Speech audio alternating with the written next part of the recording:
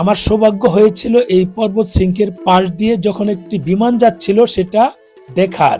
জটপট কিছু ছবি তুলে নিলাম।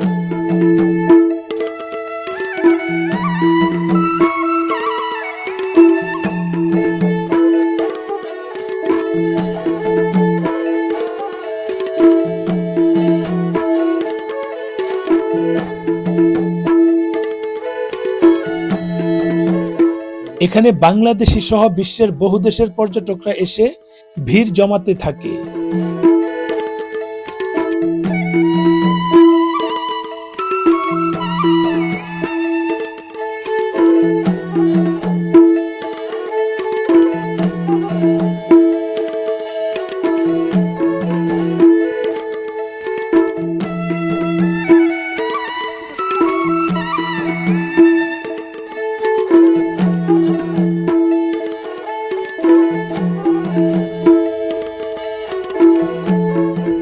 একটু আগেই দেখে এসেছি সেই অপূর্ব মহিমা অন্নপূর্ণা ধবলাগিরি। দেখেছি দিনের প্রথম সূর্যের আলোয় কিভাবে সোনারাঙ্গা আগুন জ্বলে পাহাড়ের চূড়ায়।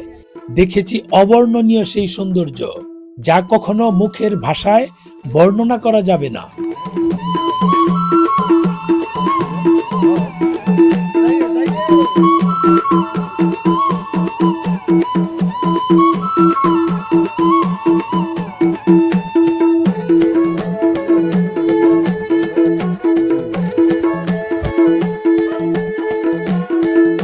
আমরা অন্নপূর্ণা ভিউ পয়েন্ট দেখে হোটেলে ফিরে আসলাম।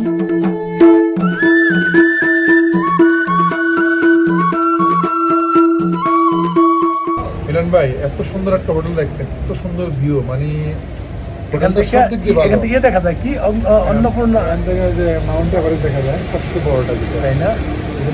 আকাশে মেঘে প্রায় ঢেকে যাচ্ছে মাউন্ট এভারেস্ট।